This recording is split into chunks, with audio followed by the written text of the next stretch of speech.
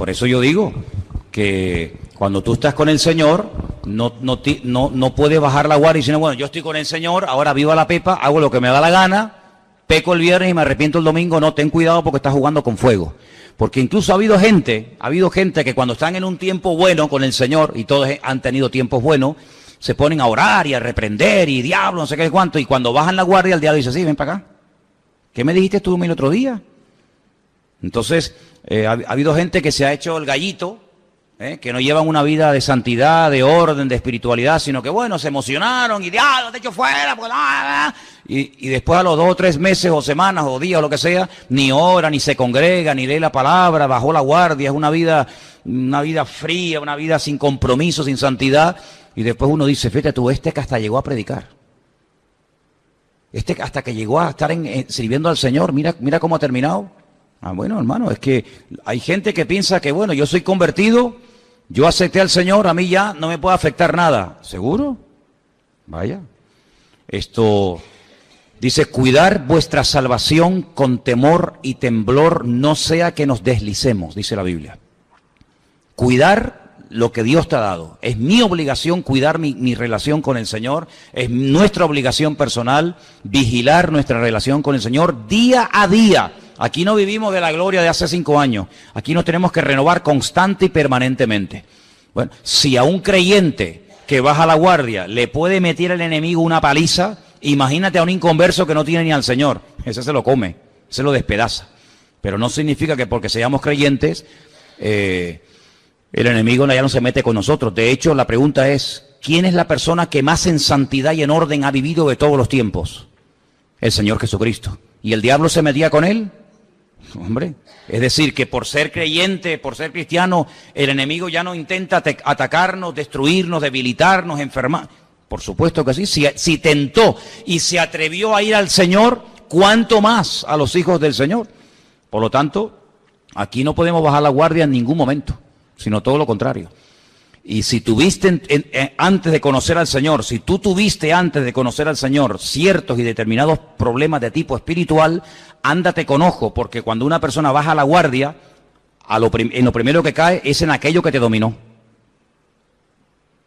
Por eso dice la Biblia, el que piense estar firme, mire que no caiga. ¿Qué me estaban preguntando por ahí?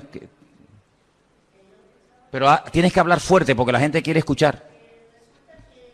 Rápido, Luis. Que el demonio se apodera de cualquier persona, incluso tampoco, incluso la que esté en el Señor. O sea, simplemente tú puedes sentir la arremetida del diablo, pero también puedes pedirle socorro al Señor. Hombre, eso por supuesto. Un cristiano... Vale, respondo a la pregunta. Un cristiano no puede estar poseído por demonios. Aquí en esta iglesia no creemos esto. Hay iglesias evangélicas que sí, Hay iglesias evangélicas que creen que los cristianos pueden estar endemoniados. Nosotros no compartimos esa enseñanza. Nosotros creemos que o estás o no estás en Cristo. No, yo tengo el Señor, pero bueno, puedo tener 2 o 3 demonios por ahí escondidos. No, aquí no creemos en esas vainas. Aquí creemos que la obra del Señor es completa, total y absoluta. Ay, es que yo tengo depresiones. ¿Y eso qué significa? Todo el del deprimido tiene demonios. No mezclemos una cosa con otra. Cuando el demonio, cuando espíritus malos atormentan a una persona es porque esa persona no tiene la protección del Señor, porque si la tuviera el diablo ni le toca. Un momentito, el diablo ni le toca. Entonces nosotros creemos que somos el templo del Espíritu Santo de Dios, que el Señor mora en nosotros y que el ángel del Señor acampa alrededor de los que le temen y los defiende. Ahora bien, eso no significa de que cuando yo me convierto el Señor anula mi voluntad. A mí no me ha anulado a nadie. Mi voluntad sigue estando ahí. Que yo la haya sometido al Señor, eso es otra cosa. Eso es otra cosa. Que yo no quiera pecar es otra cosa. Pero que yo puedo pecar cuando quiera, no te quepa la menor duda. Lo que pasa es que no quiero. Pero el Señor no, la conversión no es anular la voluntad y robotizarte. Ah, ya no puedes pecar. Como eres cristiano, ¿cómo? Que no puedo pecar. ¿Y a ti quién te ha dicho que yo no puedo pecar? Una cosa es que no pueda pecar y otra cosa es que no quiera. Es muy diferente. Entonces, el creyente no tiene que tener el temor de decir, ay, es que el diablo nos puede tentar. Claro, también tentó a Cristo. Decía Pablo, orad porque no ignoramos sus maquinaciones. El diablo puede ponernos impedimento, puede hacer... Pero no te olvides que todo lo que el diablo hace, primero le tiene que pedir permiso al Señor. Si el Señor se lo da, Él puede venir a mí a tentarme. Él puede venir a mí a complicarme un poco la existencia. Y por eso tenemos que orar al Señor. Pero un cristiano no tiene la mitad de Cristo y la mitad del enemigo. No, somos libres totalmente. Ninguna condenación hay para los que están en Cristo. Si estamos en el Señor, no queda ninguna... Vamos a ver, pueden haber a veces actitudes, pueden haber a veces cosas que tú no hayas terminado de entregarle al Señor. Puede haber áreas de tu vida en las que tú no has crecido, tú no has madurado como persona, pero eso no significa de que tú estés endemoniado.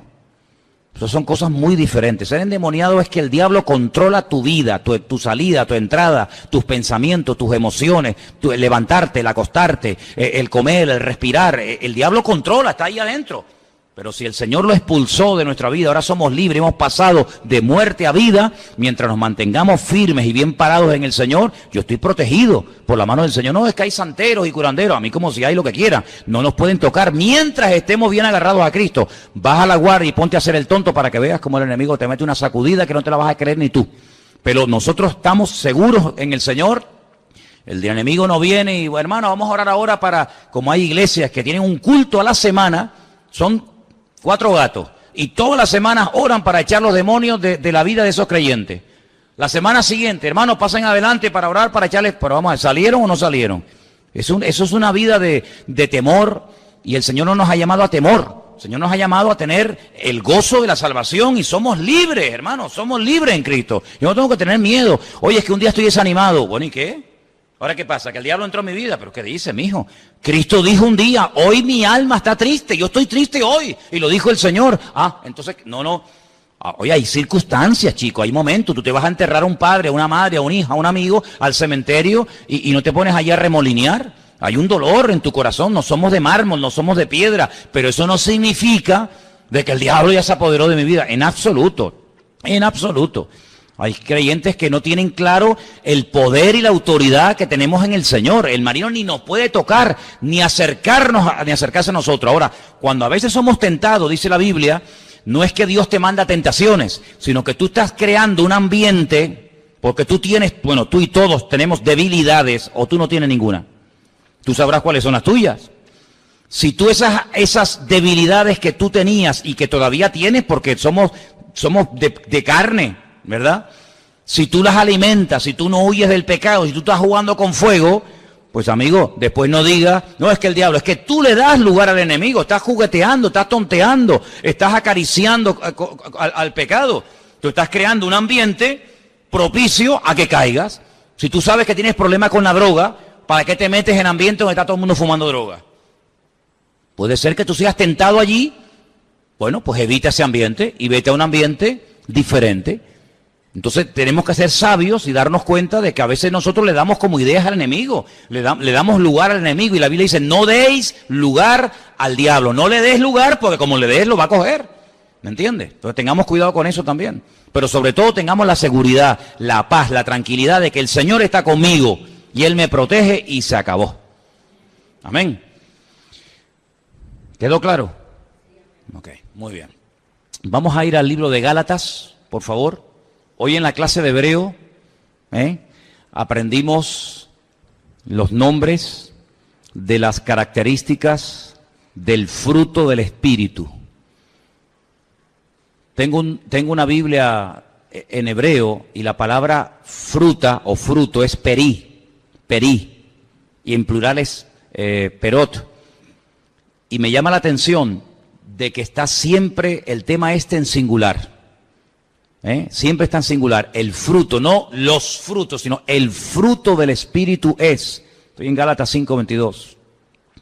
Y ahora dice amor, gozo, paz, paciencia, benignidad, bondad, fe, mansedumbre, templanza. Contra tales cosas no hay ley. En medio de una lista terrible que ahora vamos a leer también, el apóstol Pablo hace un alto en el camino, abre un paréntesis, hermanos. Esto es lo que se tiene que manifestar en la vida de un hijo de Dios. Esto es lo que se tiene que notar en la medida en que vamos creciendo, en la medida en que vamos madurando. Esto es un fruto. Hermano, el fruto no crece de la noche a la mañana. Usted planta un árbol hoy y mañana no puede estar disfrutando del fruto. Tiene que esperar, tiene que abonar, tiene que estar años a veces esperando a que llegue el fruto. Y en la vida del cristiano exactamente igual. La salvación es así, instantánea. Usted no se va salvando poco a poco. Usted dice, bueno, ¿usted quiere aceptar al Señor? Sí, bueno, vamos a hacer una oración, vamos a orar por usted, guiarlo en una sencilla oración de arrepentimiento, pero mañana tiene que venir, porque usted se salvó un poquito. Mañana vamos a salvarle otro trocito. Y pasado, no, usted se salva sí o sí. El Señor no le dijo al ladrón en la cruz, bueno, no sé qué hacer contigo, porque... No, hoy estarás conmigo en el paraíso. La conversión es instantánea e inmediata. ¿Cuántos dicen amén? Usted pide perdón de sus pecados al Señor. Supongamos que usted le pide perdón al Señor por 3 pecados. ¿Cuánto les perdona si usted pide perdón al Señor? ¿Los 3? Ya está, no hay ni más ni menos. Pero el fruto no es instantáneo. El fruto es progresivo. En la medida en que usted vaya creciendo, acercándose al Señor. Pero vamos a leer a partir del versículo 16 para que usted vea qué interesante la diferencia entre lo que la Biblia llama la carne y el fruto del Espíritu. Verso 16 dice, digo pues, andad en el Espíritu y no satisfagáis los deseos de la carne. Ahora, hermano, ninguna carta del Nuevo Testamento fue escrita en conversos.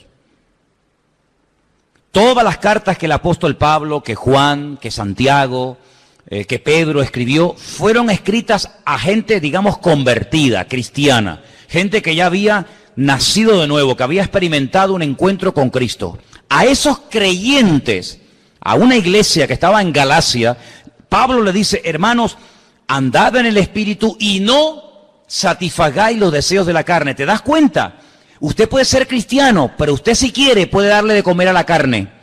Usted puede llamarse cristiano, venir a la iglesia, orar, leer la Biblia, estudiar la palabra, pero por otra parte, usted puede estar, como decimos, engodando al enemigo, dándole carne o dándole alimento a la carne, y por eso se produce muchas veces en la vida de muchos creyentes como algo, un desequilibrio. Por una parte parece muy espiritual, que ama mucho al Señor, pero por otra parte parece un demonio.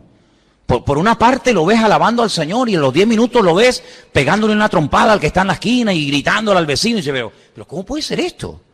¿Cómo puede ser esto? Estas cosas raras. Ahora, no te sorprendas, porque esto no es nada nuevo. El apóstol Pablo, cuando le escribe a los hermanos de la iglesia de Corinto, hago un paréntesis, les dice a los hermanos, como que les reconoce, les felicita en el capítulo 1, dice, nada os falta en cuanto a los dones del Espíritu. Pero en el capítulo 3 los llama niños, los llama carnales, os di a beber leche y no vianda porque aún no sois maduros, no sois capaces todavía. Porque oigo, y dice, y en parte me lo creo, que entre vosotros hay celos, hay envidias, hay divisiones, hay favoritismo, yo soy de fulanito, yo soy de menganito, dice, y si os comportáis así, dice, no sois carnales y andáis como niños. Es decir, no cuestiona los dones, lo que cuestiona es la conducta. No cuestiona el don, cuestiona el instrumento que está siendo utilizado en el don, ¿verdad? Es como el martillo, oiga, el martillo está bien, no hay ningún problema en el martillo, en el destornillador, en el serrucho, en la máquina, no hay ningún problema. El problema está en ti. El problema está en ti. Hoy veíamos en televisión unas imágenes de unas personas que se han dedicado a ir por la calle con martillos. Y la gente va caminando y de repente van y le dan con el martillo. Bueno, te voy a decir una cosa, detrás del martillo hay una persona. El problema no está en el martillo, porque con ese martillo usted puede clavar un clavo en la pared y ponerle un cuadro. El problema está en la mala utilización de ese instrumento, de ese martillo. Entonces muchas veces vemos a personas que tú dices, oye, el Señor lo usa por un lado, pero por otro lado es un envidioso, es un celoso, es no sé qué, no sé cuál. ¿Cómo puede ser eso? Entonces, ¿qué ocurre? Hay gente que se cierra en banda y dice, yo no quiero saber nada de eso. No, cuidado. No menosprecie el don, no cuestione el mover del Señor por el mal ejemplo o por el mal testimonio que ha dado una persona.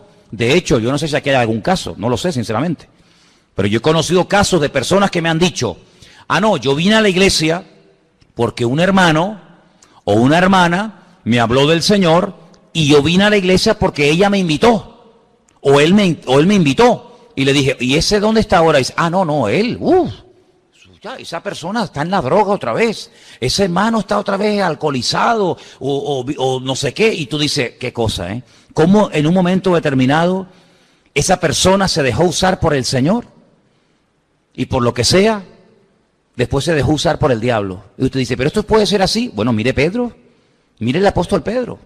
Había un hombre más cerca de la vida del Señor que Pedro. Fue una de las personas que más cerca vivió del Señor. Y cuando el Señor llega a una ciudad al norte de Israel, que en la actualidad se llama Banias, pero que en aquellos tiempos se llamaba Cesarea de Filipo, él allí lanza una pregunta y le dice a los discípulos, oye, ¿qué opina la gente de mí? ¿Qué está diciendo la gente por ahí? Y le dan todo tipo de opiniones y al final, después de oírles, les dice, ¿y yo para ustedes quién soy?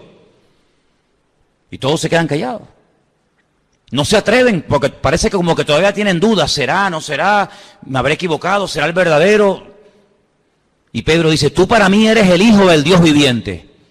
Tú eres el Mesías, tú eres el que tenías que venir. ¿Y el Señor qué hace? Bienaventurado eres Simón, hijo de Jonás, porque esto que has dicho no te lo reveló carne ni sangre, sino mi Padre que está en los cielos. Es decir, lo felicita públicamente. Amén, hermanos. Muy bien, la respuesta es la correcta, la exacta. Van caminando y de repente dice el Señor, muchachos, vamos a Jerusalén. Pero Señor, otra vez a Jerusalén. Pues si te querían matar el otro día, pero es que tengo, el Hijo del Hombre tiene que ir a Jerusalén, tiene que ser crucificado, tiene que ser muerto, rechazado por los gentiles, rechazado por los judíos. No sé. Y Pedro dice, de ninguna manera, no voy a permitir que eso te acontezca. ¿Cómo que tú vas a ir y que te maten? ¿Y qué dijo el Señor? Al mismo Pedro, que había felicitado, Satanás, apártate de mí. ¿No fue un poco duro el Señor? ¿Ustedes creen que fue duro el Señor? Yo creo que no. El Señor no es duro con nadie. El Señor es como tiene que ser con la gente. Cuando lo tiene que felicitar, lo felicita. Y cuando tiene que reprenderlo, lo reprende. El Señor no se equivocó.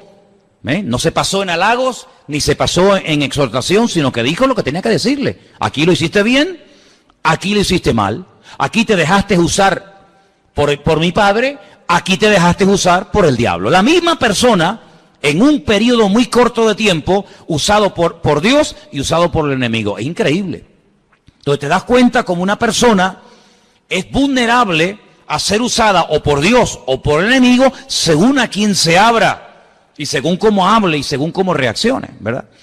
Entonces vemos que los hermanos de la iglesia de Corinto no habían crecido espiritualmente hablando, eran utilizados en dones. Y bueno, el otro día di una lista, ¿no?, de los dones que hay en la Biblia, que son tremendos, ¿no? Y Pablo dice, nada os falta ningún don. Es que todos los dones están ahí en esa iglesia, todos. Yo no he conocido una iglesia que tenga todos los dones del Espíritu Santo dentro de la iglesia, pero los corintios sí. Sin embargo, Pablo después los llama, como he dicho, carnales, niños en Cristo. A uno tiene que decir, a ese cójanlo y expúlsenlo de la iglesia. ¿Sabes el caso, no? Pues estaba acostando con su madrastra. Dice, eso ni los del mundo viven así. Fue una cosa tremenda, se emborrachaban en los cultos. Es algo increíble, increíble, ¿no? Entonces ahora vemos que Pablo le está escribiendo a una iglesia en la zona de Galacia y le dice, hermano, no estén alimentando la carne, sino anden en el espíritu. Es decir, usted tiene que tomar una decisión personal. Esto es una cosa personal. Tú puedes escuchar muchos mensajes, puedes escuchar mucha enseñanza, pero si tú en lo más profundo de tu corazón no quieres poner esto en práctica, por más que lo oigas, por más que te lo prediquen, te va a entrar por aquí y te va a salir por allá. Usted tiene que tomar una determinación. ¿Yo a quién quiero agradar? ¿A la carne o al Señor? ¿Para quién quiero vivir? ¿Para mí o para Él? Usted tiene que tomar esa decisión. Y tarde o temprano el Señor te va a confrontar. Y esta tarde puede ser que te esté hablando. Versículo 17 dice, porque el deseo de la carne es contra el espíritu. Siempre, hermano, siempre. Siempre. Y el del espíritu es contra la carne. Y estos se oponen entre sí para que no hagáis lo que queréis. Pablo es un hombre que utiliza lo que se llaman en la Biblia analogías. Es decir, ejemplos de cosas o de personas que por lo que hicieron o por lo que dijeron, sirven como ejemplo de lo que él está enseñando. Y él a veces habla, por ejemplo, de la lucha entre la carne y el espíritu, y pone el ejemplo de aquellos hermanos gemelos, ¿os acordáis? Hijos del mismo padre, hijos de la misma madre, pero que eran totalmente diferentes el uno del otro. ¿Y a quién me refiero? A Jacob y a Esaú. Mira, eran diferentes por fuera y eran diferentes por dentro. Por fuera dice que uno era rubio, peludo, el otro era lampiño. Uno era un hombre cazador, un hombre que estaba todo el día matando animales con una agilidad, el otro era tranquilo, no se movía. pero espiritualmente también eran diferentes. Uno no le daba ninguna importancia a las cosas del Señor, el otro para él era lo más importante las cosas del Señor. Tuvo que aprender a hacer las cosas bien, porque no todo vale, ¿verdad? Y eso es lo que dice el apóstol Pablo.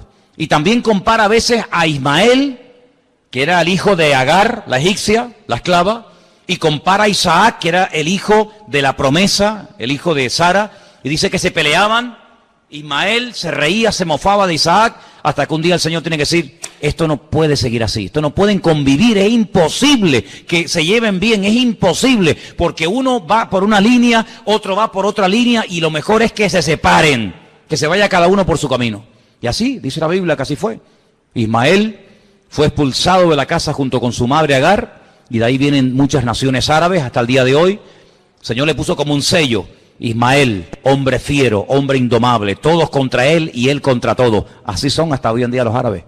Están contra todo el mundo, contra los infieles, pero también todos están contra ellos. Es una cosa increíble. Sin embargo, la línea de Isaac es completamente diferente. Entonces Pablo dice, hermano, hay una lucha interior que se llama la lucha entre la carne y el espíritu, entre el ego del hombre y lo que el Señor quiere hacer en tu vida, y tú tienes que tomar una determinación, porque dice aquí en el versículo 18, si sois guiados por el Espíritu, ya no estáis bajo la ley, porque la ley te guiaba a través de la letra, pero el Espíritu te dicta a través de la comunión con Dios.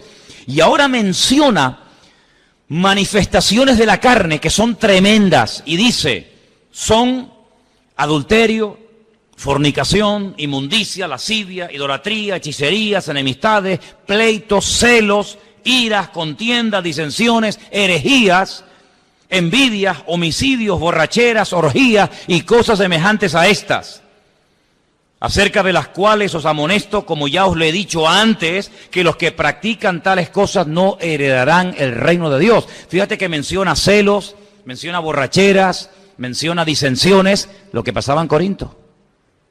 Es decir, que cuando en Corinto se peleaban los hermanos, cuando en Corinto había mal testimonio, ¿qué es lo que estaba pasando? Le estaban dando lugar a la carne. Y en tu vida mismo, tú en tu vida, si eres sincero contigo misma, ¿cuántas veces el Señor te ha usado? Un montón de veces, ¿sí o no? Hablándole a una persona, orando por alguien, dándole un buen consejo, dándole ánimo. ¿Cuántas veces el Señor te habrá usado y a veces ni te has dado cuenta, muchacha? Pero ¿cuántas veces, sin darte cuenta, vamos a decirlo así, te habrá podido utilizar el enemigo? ¿O no? No, a mí no. A ti no. Ya. Tú eres doña, tú eres don. Podemos ser utilizados por el Señor cuantas veces queramos y a veces de formas maravillosas, pero también a veces podemos ser utilizados por el enemigo. Otra forma de hablar, otra forma de comportarnos, quejándonos, lamentándonos, criticando, ¿verdad? Despotricando contra el Señor, contra el mundo, creyendo que el Señor nos tiene olvidados, que no nos atiende, que no nos trata como merecemos, que no responde a nuestras oraciones, que se lo he pedido 50 veces y parece que pasa de mí, no me hace ni caso. Y esas actitudes las podemos cultivar y al final le está dando lugar ¿a qué? A la carne. Y dice que los que piensan en las cosas de la carne, pues eso produce muerte. Pero los que piensan en las cosas del Espíritu, eso trae vida, eso trae restauración a nuestra vida. Entonces lo que se tiene que notar en nuestra vida es que la carne va muriendo, pero que el Espíritu, el fruto del Espíritu se va manifestando. Y yo te pregunto esta tarde, y todos deberíamos de preguntarnos, ¿estas 9 características del fruto del Espíritu se notan en tu vida? Claro, esto es una cosa curiosa porque ponía el ejemplo esta tarde en la clase de que, imagínate, tú coges una mandarina y hay muchos, ¿cómo se llama? Gajitos de esto, ¿no? Imagínate que tuviera 9, abres una mandarina y hay 9 gajitos, y pruebas uno y uno sabe a la mandarina, otro sabe a pera, otro sabe a melón, otro sabe a uva, otro sabe a sandía. ¿Cómo puede ser que un fruto sepa de 9 formas diferentes? Esa es la forma como el Señor obra en tu vida. Pero lo que está bien claro es que estas características se tienen que notar en nosotros. Cada vez tenemos que tener más paciencia. Y sabes, veíamos hoy en la clase de hebreo cómo se llaman a estas características. Y cuando llegamos a la palabra paciencia, una de las expresiones que usa es orej ruaj. Orej es oreja, oído. Ruaj es espíritu. Es decir, que relaciona la paciencia. Fíjate qué cosa tan curiosa, cómo en hebreo a la paciencia se la relaciona con el espíritu. como el que oye al Espíritu, sería una traducción más o menos literal, ¿no? Ruach, o Ores Ruach, el que oye al Espíritu, eso lo llaman paciencia en la Biblia. Es decir, que no se puede tener paciencia aunque uno quiera tenerla, ni se puede tener amor aunque uno quiera tenerlo, ni se puede tener misericordia, ni se puede tener bondad, ni se puede tener fe, sino que es algo que el Señor hace en nuestra vida cuando verdaderamente nos rendimos a Él. Si no, yo voy a tener paciencia, voy a proponerme tener paciencia, y es cuando menos paciencia tiene uno. Porque esto no es algo que yo puedo producir. Usted puede producir paciencia. A ver, dime cómo. ¿Cómo viene la paciencia? ¿Dónde se compra eso? ¿No dice que viene por las pruebas? Luego, si quieres tener mucha paciencia, ni se te ocurra pedirla. Porque como se te ocurra pedir paciencia, te van a venir un montón de pruebas encima para ver si verdaderamente tienes paciencia. Entonces, mejor no pidas eso, deja que venga sola. ¿Cuánta fe podemos tener, aunque nos propongamos tener fe? Hermano, esto es aprender a depender del Señor. Y es una de las cosas que la gente no quiere, porque la gente siempre que tiene por delante, no, yo puedo, y yo tal, y yo no sé qué. Entonces, cuando tú les oyes hablar, dice, ¿yo qué, mi hijo? ¿Saben por qué hay poca gente que se convierte? ¿Saben por qué hay mucha gente que, bueno, te pueden respetar, están de acuerdo contigo? Pero convertirse, ¿saben lo que significa? Rendirse. Decir, yo estoy equivocado, no es con mi fuerza de voluntad, no es con mi experiencia en la vida, no es con mis títulos colgados en la pared, sino que yo muero para que verdaderamente Cristo pueda desarrollar su vida a través de mi vida. ¿Y quién quiere morir? Nadie. Nadie quiere morir. Cuanto más años pasan, por eso qué bonito cuando un joven se convierte.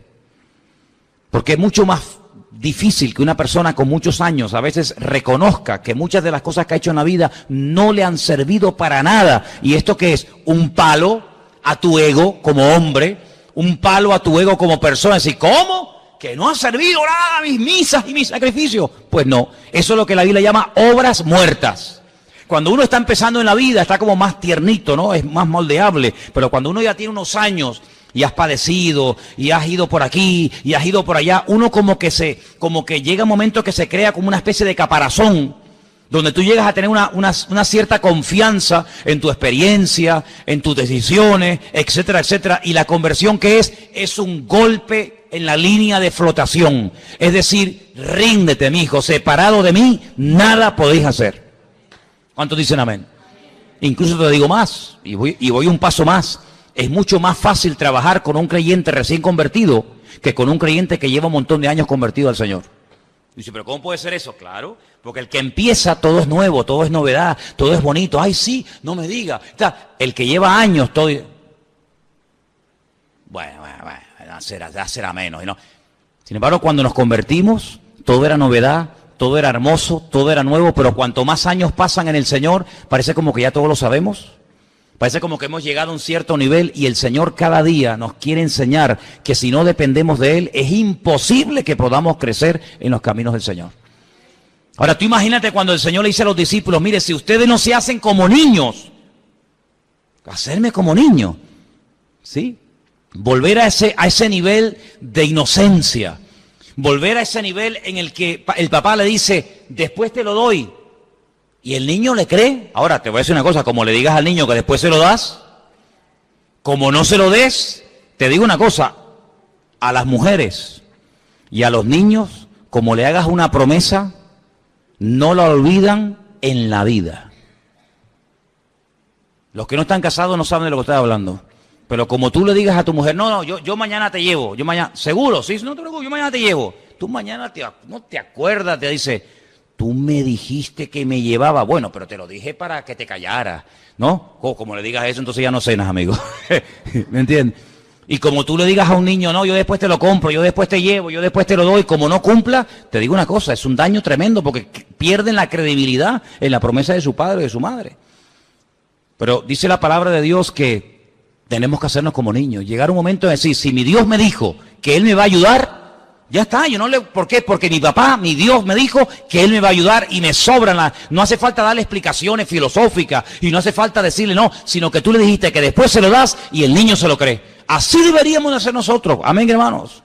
Tener esa inocencia de decir, Señor, si tú me has prometido sacarme de los problemas, si tú has prometido estar conmigo todos los días hasta el fin del mundo, yo te creo.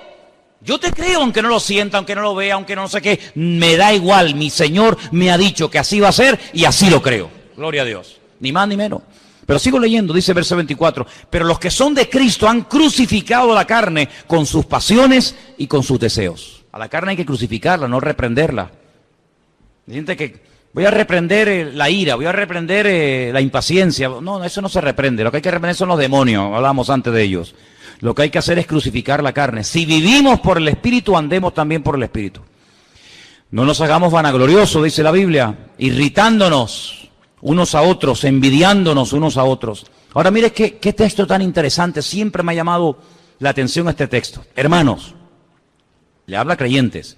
Hermanos, si alguno fuere sorprendido en alguna falta,